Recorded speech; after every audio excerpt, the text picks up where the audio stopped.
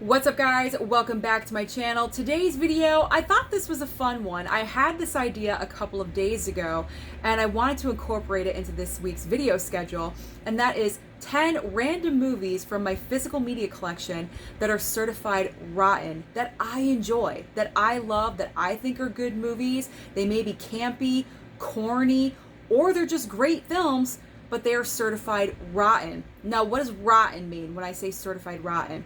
I mean Rotten Tomatoes, the website Rotten Tomatoes. This is a website where critics go to and they score movies. They give their thoughts about them, they say a little blurb if they want to, and then they rate the films. Now, rotten, it means below 60%. If your film falls above 60%, it is a fresh tomato, like, oh, it's a decent movie.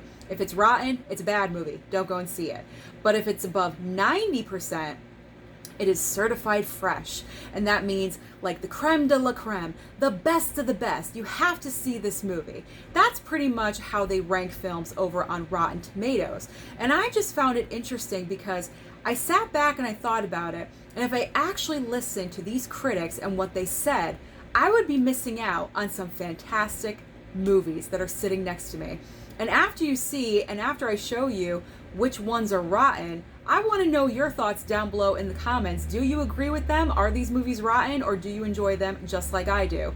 So before I get into my list of what is rotten, if you're brand new here on my channel and you love and adore physical media and everything to do with movies, or maybe YouTube just happened to recommend me to you and you're digging the vibe, you like the topic, then consider hitting that red subscribe down below, as well as that like button, but also most importantly, that notification bell so you don't miss any videos in the future.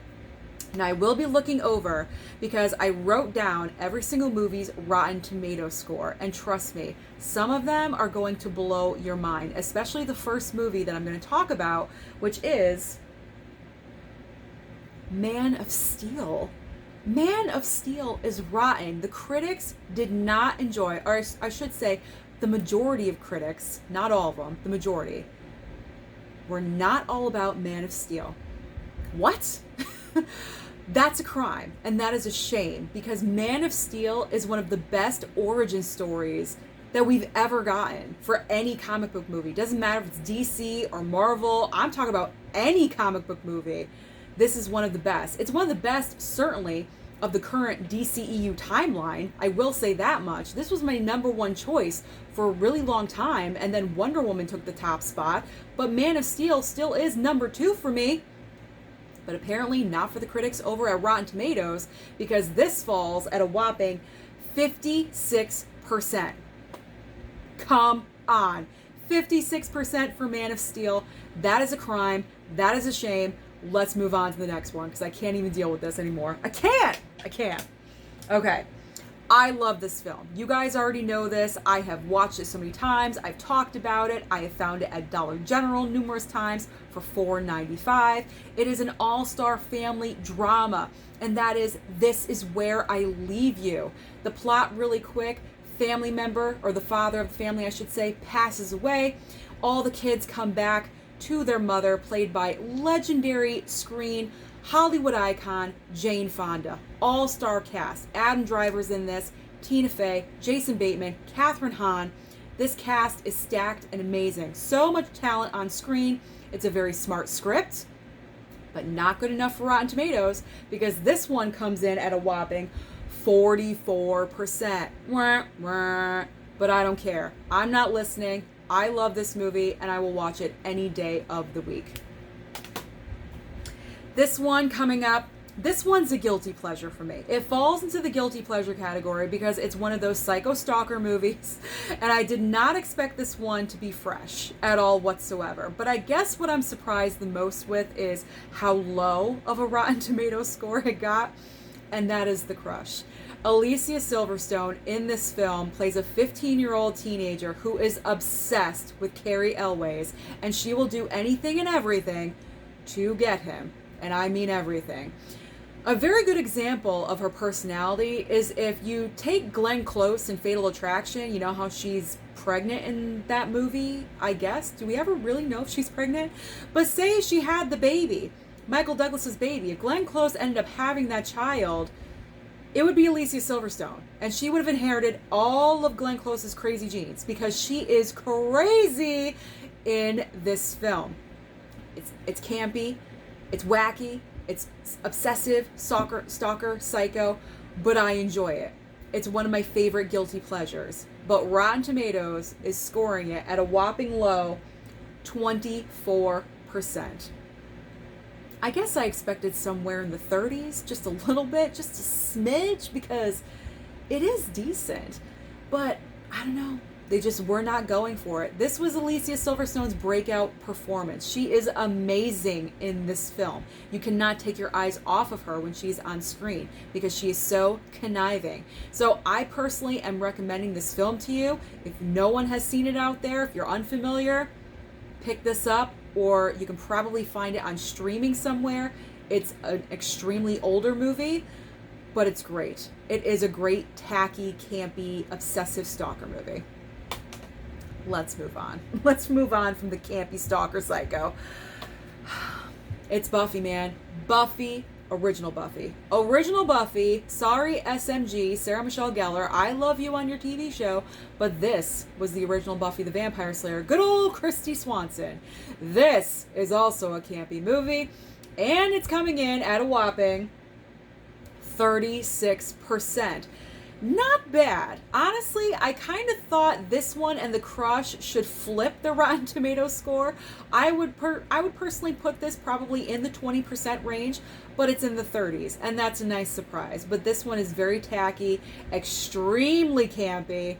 This is not what Joss Whedon was picturing when he wanted to make Buffy the Vampire Slayer, and that is why he went ahead and created the television show.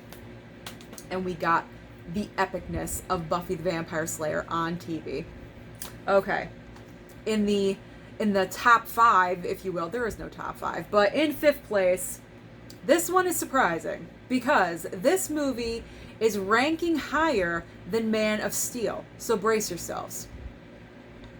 It's Bad Moms. Bad Moms is higher than Man of Steel, coming in 2% higher at 58%. To me, that's crazy insaneville. Granted, I like this movie. I enjoy this one a lot. Kathryn Hahn is the clear standout for me. She's incredible. She's amazing. The women have great chemistry together. I love their dynamic. I think it's a great concept. You know, moms just get overwhelmed and they just need to let off some steam. But for this to rank higher than Man of Steel, I do not agree with. I would have put that somewhere in the 40% range, not 58%. Sorry. No. Up next is another cheesy comedy. I'll put it as cheesy Velveeta comedy, if you will. And that's The House Bunny. I like this one. Anna Faris is a house bunny at the Playboy Mansion. She gets kicked out. She doesn't have anywhere to go, really. So she becomes the house mom at a random sorority house, which is in danger of closing its doors. So they kind of come together and try to save the sorority house, but also Anna Faris's character is the house mom, so she has something invested in it. It's a cute little comedy.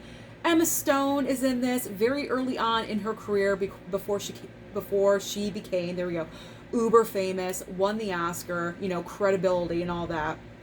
It's a great all-star cast of young actresses, but coming in at 43%. That's actually decent. I would have thought it would have been lower, maybe high 30s, but 43%, that's not bad. So not bad, House Bunny, although you're still rotten. I was so surprised with this one. It's Career Opportunities. I mean, it's John Hughes. Now, granted, it's not Breakfast Club John Hughes. It's not Pretty in Pink or 16 Candles John Hughes, but it's still John Hughes. And he was just so wonderful with his words. His scripts were amazing, but Career Opportunities just lacked. It just lacked a little something for those critics because this one falls at 39%. Not the most horrible, not the worst, but I'm just surprised. I would have put it at about 45% if it was up to me. 45% is good. I love it. That's all that matters. Okay. let's get into a biopic. This is the definition of campy and crazy, and it is Mommy Dearest. Mommy Dearest. This is the apparent, I'll say apparent, in quotations, apparent true story about Joan Crawford. As we know, Joan Crawford had this reputation in Hollywood, or maybe you did not know if you're a younger viewer, but Joan Crawford had this reputation of being Looney Tunes, and she adopted a couple of children, and apparently her daughter wrote a book after she passed away, revealing everything about her mother, the way she was treated, they were abused, neglect, abuse, all that. It just all came out. We don't know if it's 100% true, but let's be honest, it probably is. I'm just going to assume that it is because it makes a better story. I'm not promoting anything like that, but it probably is true. That's all I'm saying. Why would she make it up? I don't know. Doesn't sound like she'd make it up. But Rotten Tomatoes scored this at 49%. On the higher end, so not bad. This is just a guilty pleasure. Again, for me, this is a guilty pleasure. It falls into that category that it's just so bad. Sometimes it's good, cheesy, Velveeta, campy. Mommy Dearest. There you go. I can't wait for biopic month so I can, watch that one. I could watch it anytime, but I'm going to wait for biopic month. All right, I got 2 more left. Now, this one surprises me like no other one. Well, besides Man of Steel. That's the most shocking one. But I think this next one surprises me even more. And that is Overboard. How is Overboard rotten? This is the most, one of the best comedies. One of the best comedies from the 80s, right? 87. Yes, one of the best comedies from the 80s with a Hollywood power couple with Goldie Hawn and Kurt Russell.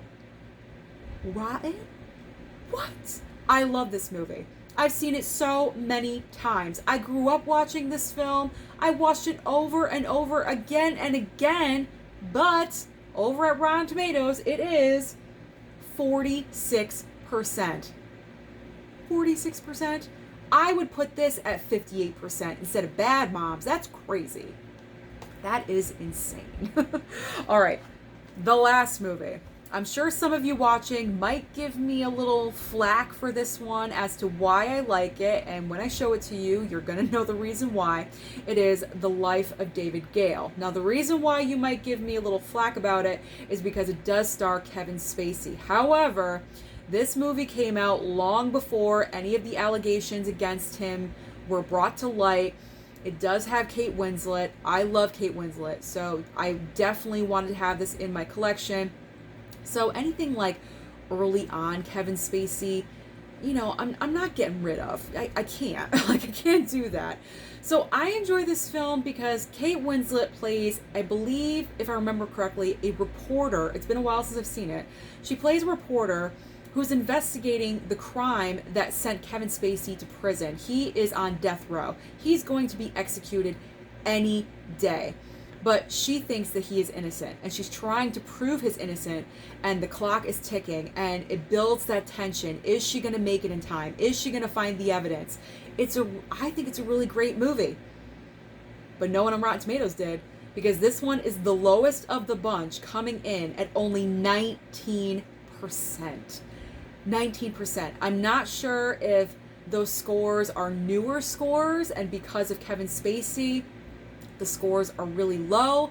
I'm not sure if that had any effect to it, but 19%. I can tell you right now, this movie is not deserving of 19%. I would say put it in the 40% range, because I enjoy this film. The way it builds the tension, and you are literally on the edge of your seat wanting to know, is Kate Winslet going to find out the truth? Is she going to get there? Is it going to happen? Is he going to go free? It's such a great tension builder. I can't believe only 19%. That is shocking.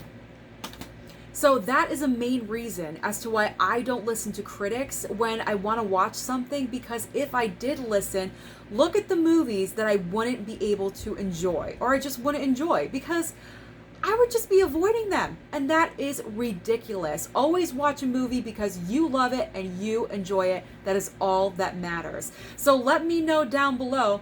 First of all, do you like this new series? Do you want me to keep it going? Because I could do it for Halloween movies, for horror month in October, Christmas time. That would be interesting. Theme months, I could do a lot of them. So let me know down below. Do you enjoy the Rotten series? I'll call it the Rotten series. And then also, what movies are on your list that are certified rotten but you love? Don't forget to like and subscribe before you leave, and I'll see you next time.